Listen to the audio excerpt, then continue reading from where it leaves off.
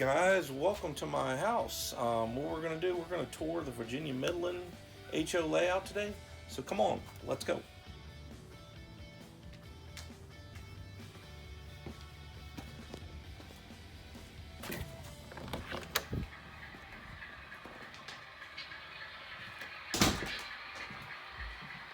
Guys, we are in my small little office here for the tour of my Virginia Midland. I have made as much as I can in here with the space that I'm allowed in here, because this is a very small room here. Measurements are right around 12 by 9-ish. I don't have any closets in here. I do have the door right here that opens into the layout. And I also have a hall closet that actually sticks in here. So it's not a perfect square. It's more like a backwards P, if you really wanted to get to the shape of the room here. So what my Virginia Midland is, it's here in Virginia, Central Virginia. It actually runs from Fredericksburg west to the town of Orange, okay, which is approximately 36 miles, okay, and I'll show you the map here.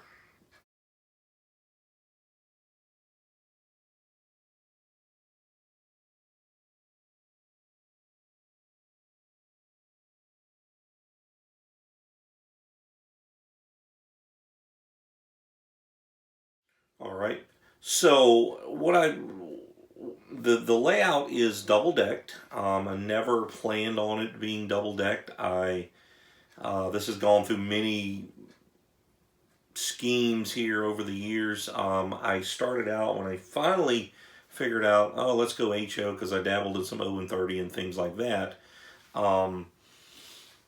I finally said, you know what, I got too much invested in HO, let's go just straight HO. All right, do I still have some O and 30 stuff? Of course I do. So when I started out, you know, short lines were very, very appealing to me, because it kind of shows the grunt work of what goes into a railroad. I mean, you see them switching and things like that, and we've got lots of local examples in this area, such as the Buckingham branch down actually runs the whole state of Virginia. So that's what I kind of wanted to have going on my layout. Lots of switching. Long trains were not a thing. You know, a long train on my layout would be 7, 8 cars, maybe 9 cars. All right, so to achieve those longer runs, that's when I put the lower level in. Okay, I have a Helix, which is right through this wall here to my right, that is in the garage, that I'll show you some pictures of here soon. But wanted to, you know, extend that run so I could make that run to Orange, because pretty much my upper level is pretty much just my Fredericksburg area, which consists of lots of switching, and there's a lot going on. Could I stop at the top level here? Of course I could, because everything runs very fluidly and everything like that. So I could be very happy. But being a model railroader, you know, looked like you were close. I was close to getting finished with the top layer, and well, let's add a little more wrinkle into it. So, and it's actually helped me out, because with the scenery here, it seems like some of the older scenery, I want to come back as I get more experience putting scenery in. I want to go back and change some things up, and of course I've got a few changes I'd like to do on the upper layout, but that will be later on, when I probably at least get the lower level pretty much complete. So that is everything.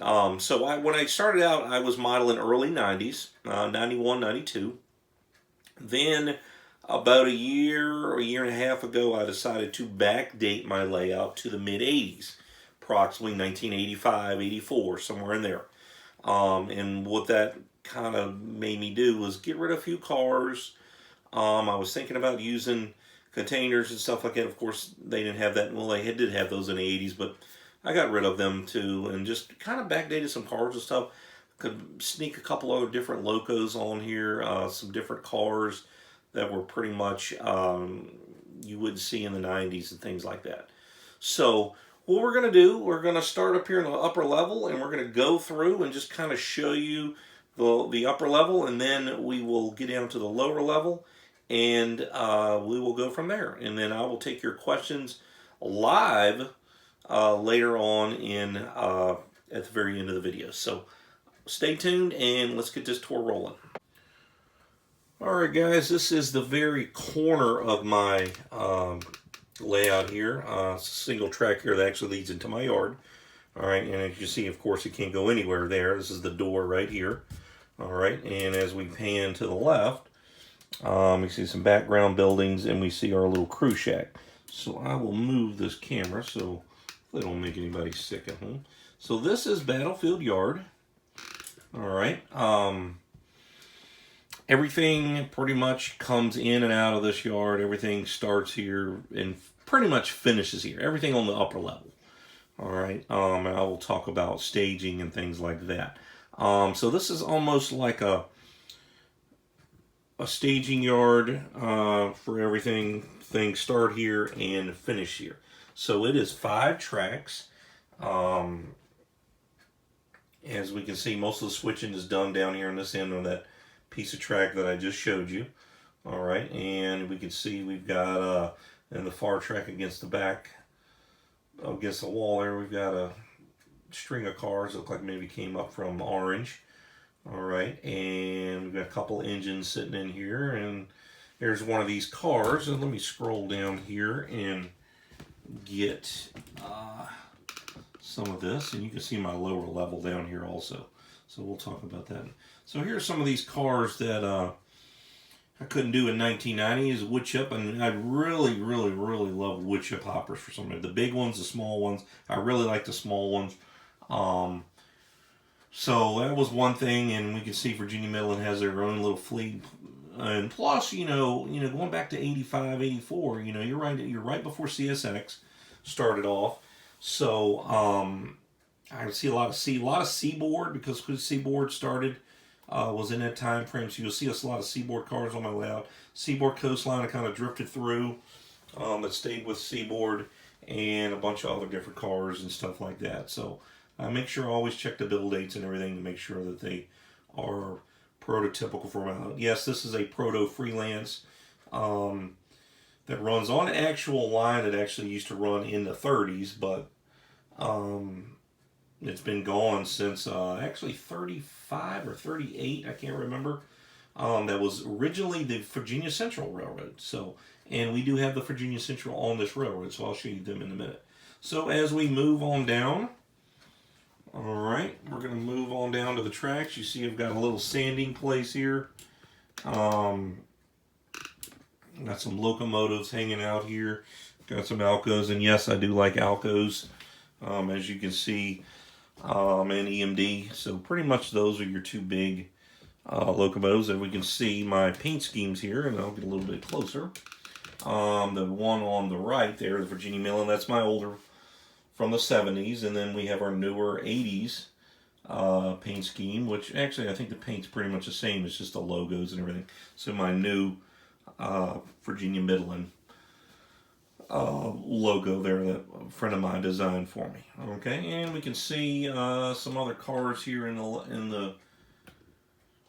Battlefield Yard here. We've got a couple hoppers from B&O Chesney hoppers. We've got a Seaboard boxcar and RF&P.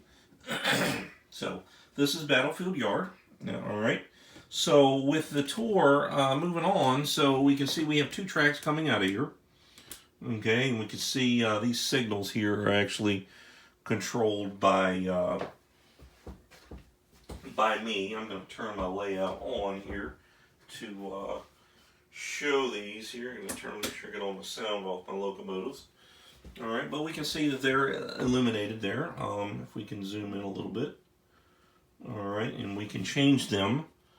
All right, I've got approach.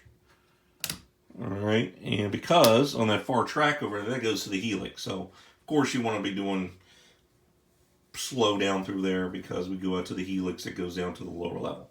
Closest track, and we can see that goes from green to red. And, of course, I can turn them off if I want to. All right, so I don't burn out because I definitely don't want to have to replace LEDs in those. All right, so as we follow the track here, the closest track to you goes up under this bridge, which you can see is US Route 3. And we move on over. I'm trying to maneuver around my chair here. All right, to this bridge here. Get a little bit closer.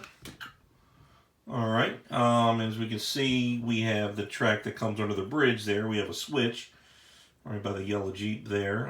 We've got a Gone sitting there in a little team track. And we see another track that actually goes up under the bridge also.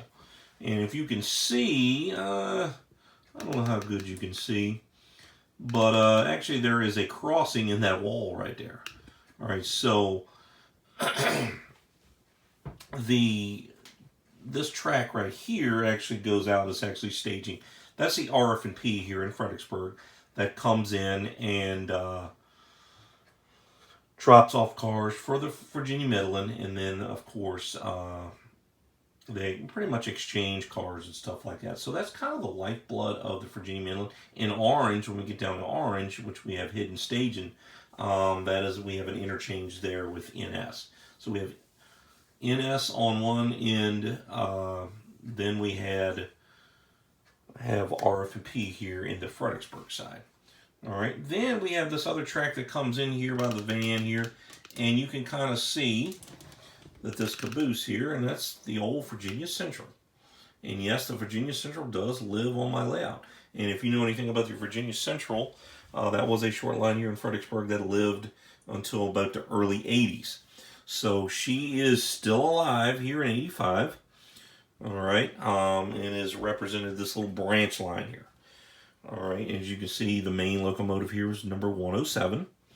And as you can see to the left, we've got a little tiny yard here with a little bluff between the Midland on the other side and the Virginia Central here. Okay.